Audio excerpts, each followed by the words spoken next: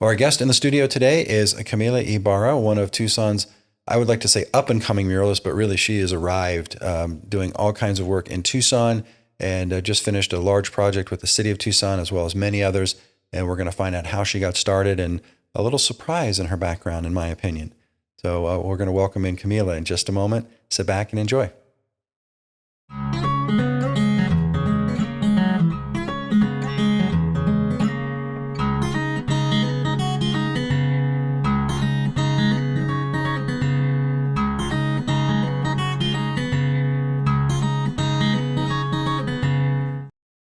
So it's always a pleasure to welcome artists into this space because I'm so enthralled with this creative spirit we have in Tucson. But Camila, welcome to the show. Thanks. I'm honored to be here.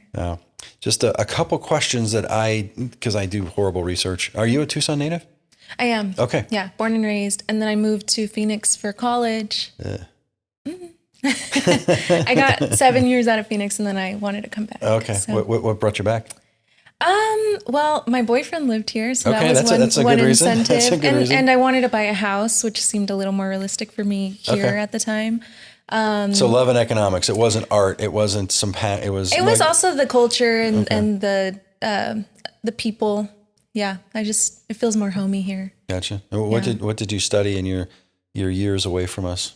I studied civil engineering for 4 years. Yes. Civil engine. So you're an engineer who has moved from that world into the art world. Yes. Yeah. I studied engineering for 4 years, and then I was an engineer for about 3.5 years. Like typical 9 to 5 position in a cube, and that is not what I was expecting you to say. Really? Okay. I thought it would be something in the creative world.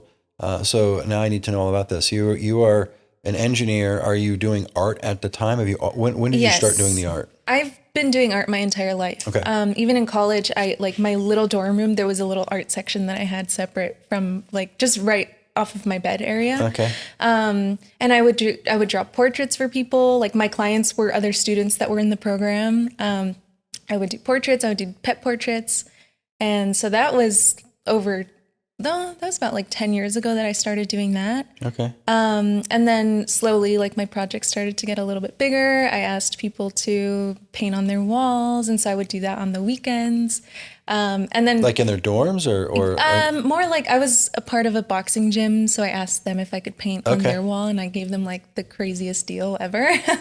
And so I just slowly started to grow, I guess, in terms of scale with my art projects. Mm-hmm. And I would design after work. I would design mock-ups, and then I would paint the murals on the weekends. And so it's like having 2 full jobs at once towards the end of my career, engineering career. When did the artistic bug sort of get you? As a child, were you drawn to drawing or? Yes. I think I was drawn to the arts in general, everything about art, even musical theater and instruments and drawing and painting and just creating things with my hands. I remember being in preschool and they gave us some construction paper and I made a scooter out of it and everyone was so impressed. Yeah, I'm still licking the paste at that point. You're making a scooter. Yeah. And then third grade, I think it was, where they made us all paint the same painting, and my painting sold during parent night before my mom even went to go see it. So it's just always been a part of me. Mm-hmm. And then the civil engineering there's a lot of art. There's a sort of an artistic element to civil engineering because you're designing things, you're creating things. Is that what that just seems an interesting change to go from making scooters out of craft paper to designing cities and such. I wouldn't say that it was the most artistic job I ever had. Yeah. It was, I think I also have that technical brain, and I was always really good at math and systems, I guess. And so that just made the most sense to me to go into engineering, and that's what they tell you to do also. Okay. And so I was like, okay, that's what I'm going to do. I'll give it a go. And that's what I did. So you improve the STEM ratings. You get someone into, a young woman getting into STEM. That's always an exciting thing for people. And then you did that and you're like, okay, now I check that box. Now I'm going to go do art. Yeah. When you came down to Tucson, were you a full-time artist at that point, or were you still working as an engineer? I was still an engineer for about another year, and then I finally went full-time art as of January 2025. So just this. Oh, wow. So this is very earlier recent. this year. Breaking news here. I know. We're Yeah. very excited. We always love to break news. I know. Probably not breaking news. But is the idea of murals, though, it kept getting bigger. You know, you start with pet portraits and people that are in the program. Why get bigger? Like, what is it about the size of it that excites you?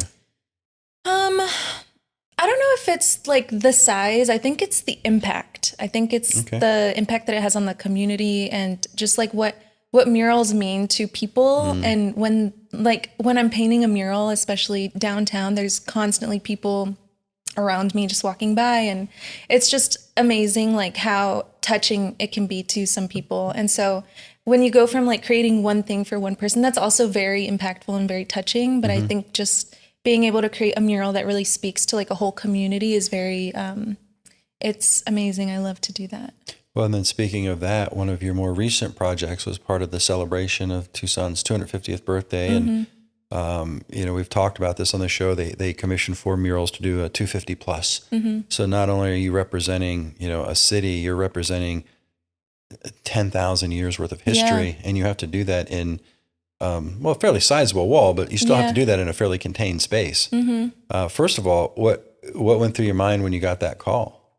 Well, I got an email, and you didn't even get a call. You just got an email. I got an email, and it was like this person recommended you for this project, and it was like the names of artists that I've been looking up to for years, like Joe, Ignacio, Jessica. I was like, what? And I showed my boyfriend. I was like, am I dreaming? So it was very, very much an honor. And had you interacted with them, or do they know your artwork? Yeah, I had interacted with them. They know, like we knew of each other. Okay. And I'm very much like they have more experience, I guess, more years under their belt. And so it just felt really nice for them to, absolutely, recommend me. That was amazing. Yeah. To get that and say the top people in your field think you should be doing this special project. Exactly. So I was like, what? And so I made sure it was real. I called the lady. She's like, call me if you're interested, Janny. And I was like, hello, is this like, are you real? So it was awesome. Janny is real. She is a tremendous supporter in our community. Yeah. And then from my understanding, they didn't give you a lot of parameters. They wanted you to kind of represent the history prior to the Spanish, and then a version of modern Tucson. In your vision, can you kind of walk us through what that looks like and how you came up with that?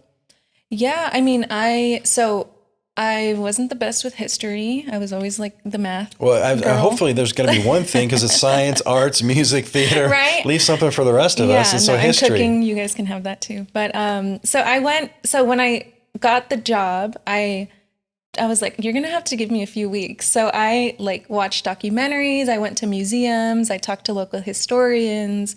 I did pretty much everything that I could do. And I had so many notes on my desk. I had a huge timeline. So anytime I found something new out, I would just slip it into the timeline. I was like, 1912, this happened. So after doing so much research, I kind of just compiled the general things that I thought should be represented with Tucson's history. So the Hohokam era, I represented that all the way to the left with the lady weaving a basket. And then the central area is more of the Spanish era. So I had Father Kino on a horse and the San Javier Mission in the background. And then all the way to the right is kind of more modern. So I had the train kind of bringing us all together. So it's kind of like a path. The mural shows a path from beginning to where we are now. And if you understanding the little bit of history that I do because of the tours that I lead, that's exactly how we tell the story too. Is this period of tremendous vibrancy up through the time, and then the Spanish come and things certainly change. And then we always talk about, when we go to the train depot, we always talk about that being the modern version of Tucson. You've got the birthplace of Tucson as a city, and then the modernization.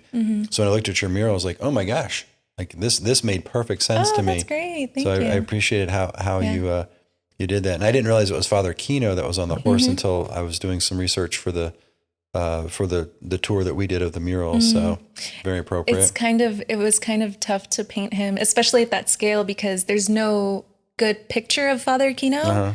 So I used. Well, there is now. Oh, thank you. But I used the statue that is at the Kino, in the Kino area. Yes. I used that as a reference, and the photos, like his face wasn't very.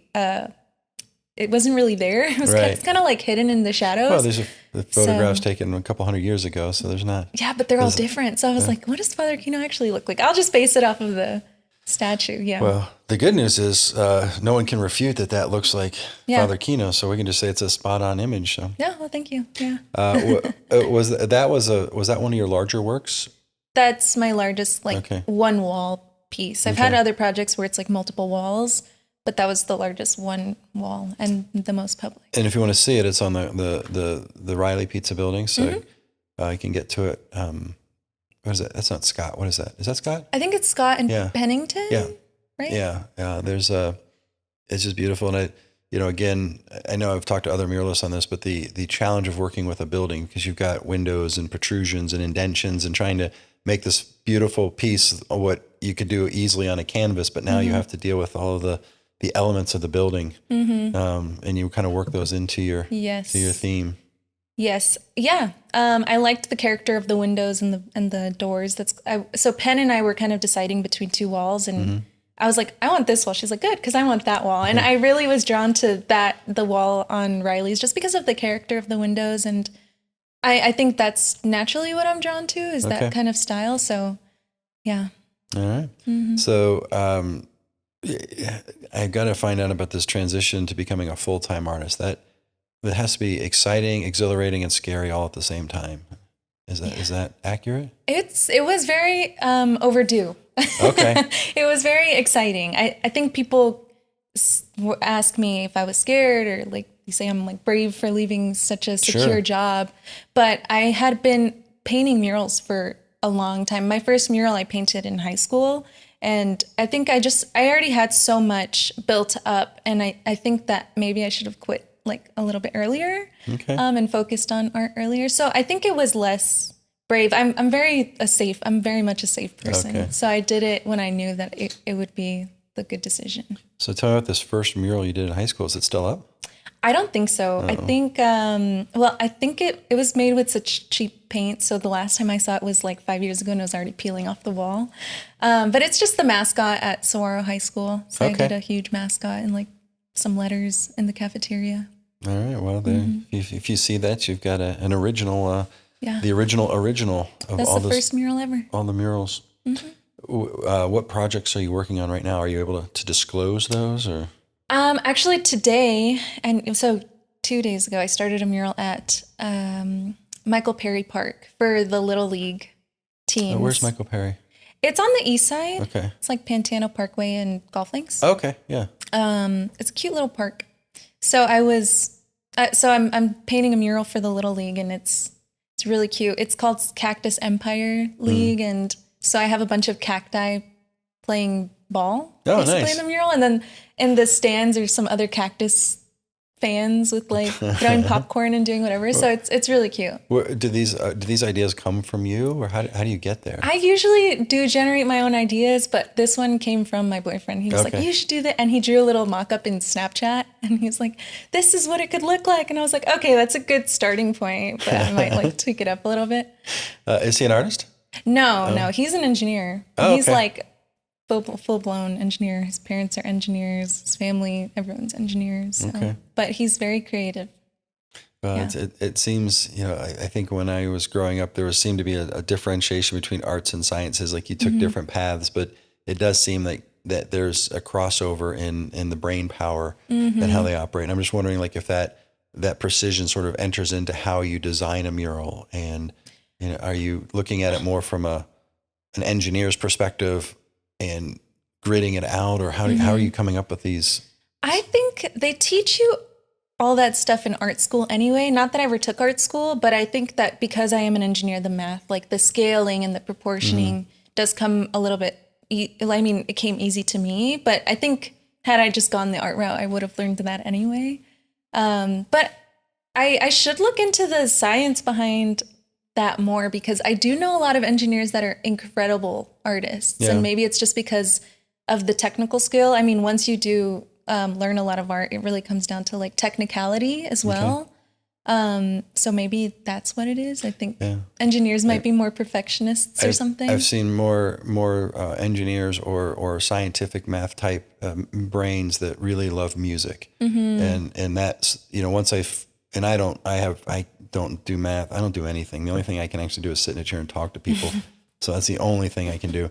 But I'm always amazed at the precision of music and the precision of math. They tend to sort of mirror each other. I was just kind of curious if that sort of filtered into your work. I'm sure it does in some way, but no, I've never even heard people talk about it either. But there is some. Well, there you go. I like to make stuff up on this show too, so there's a direct correlation. Yeah, I mean, people ask, and I just never. I'm like, I don't know how I happen to be this way, but there's also other engineers that are incredible artists as well. So.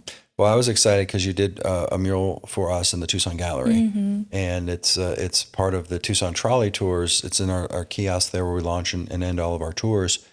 And when I saw the mural, I was so touched because you had taken a tour and you were able to incorporate elements of that into the mural. So it just, the thoughtfulness, it's not just a beautiful mural. There's every piece of your 250 plus, every piece of the Tucson trolley mural. I'm sure every cactus has its position on the field appropriate. And what is that timeline in your mind? Like from, okay, I need to do a mural for this cactus league, and I have a general concept, but before you start putting pen to paper or ink to the walls, how much time goes by in your mind? Oh, it's such a process. It is. Honestly, when I start a project, it can be pretty overwhelming just because I'm like, where do I even start to begin what I'm going to do? And so I have to like build up the courage to start with putting my pen on paper. But then I just start, and then I'll start with an idea, and then I'm like, oh, scratch that, or take this out, put this in. And it's a long process to get a mock-up to be complete. But it's just like slowly you're just adding, taking away, and thinking of a new idea randomly. And yeah, it's a long process. So the painting is the easy part? Oh, way easy. How long did it take, like the 250 plus mural, how long did that take you to paint that? It took me about a month, and I had help for the first 2 weeks. And then they're like, this is hard, and they quit? Is that what happened? Or are you just too mean of a boss? Well, my nephew, he flew out from LA. He's going into art school at New York. Oh, fantastic. In New York. And so he flew out to come help me. And he was amazing. Yeah. I was like, whoa, I hadn't seen him in years. And so he painted the basket. He painted the basket on the mural, and he killed it. I was like, wow. It's pretty impressive. It is an absolutely fabulous mural. I hope people get a chance to see it. I hope they get to stop into the Tucson Gallery, see what you've done there. If you're in, I don't think we can wander onto the Saguaro campus to see if your mural's still there. So we'll have to leave that one. But there's plenty of stuff out there. And, I would imagine in a few years when they're reaching out to artists for another project, and they are told that Camila Ibarra said that you would be a good fit. They'll be like, wow, I look up to her. I love her. I love her work. Because you really, I know you've been doing this for a while, but it does seem like in the last several years there's been this explosion of your name around Tucson. And now that that mural you did with the city of Tucson is done, it just seems like everybody knows who you are now, and they're talking about you. Oh, thank you. Yeah, I mean, I definitely feel like I've taken off a little bit. I think I still look at, the other artists that have been doing it a long time, and I'm like, I'm always aspiring to be like them. But I do get people that come up to me and they're like, oh, and do you mind if I take a picture? And saying they're starstruck and stuff. I'm like, whoa, okay. I don't know if any of the artists fully understand how impactful when people see you that really is meaningful, that they get to interact with a person who created this vision. How do people follow you? Are you on Instagram? Are you on the social media, the websites? Pretty much anything. Camila on Canvas is my art name. And it's a CAMILA. On Canvas. On Canvas. I came up with that in high school, and I'm like, wait, that's a good idea. There you go. Well, Camila on Canvas and Camila on walls, and Camila all over Tucson. I appreciate you taking some time to come in here today, and excited to see where these next projects take us. Thanks. Yeah, thank you so much. Well, you've been listening to Life Along the Streetcar. This originally aired on Downtown Radio, 99.1 FM, and is now available for podcasting anywhere you find your podcast, whether it's audio or video. And we recommend that you head over to lifealongthestreetcar.org if you want to get any of our past episodes as well. And if you're involved with any projects, what's your passion? You're paying attention to a really hyper local show. We cover about 3 miles. So if there's something of interest, someone that we should be talking about, please reach out to us and let us know. Collaboration is really the key for us to have an impactful conversation. You can always reach us through social media on Facebook and Instagram. Also contact at Life Along the Streetcar.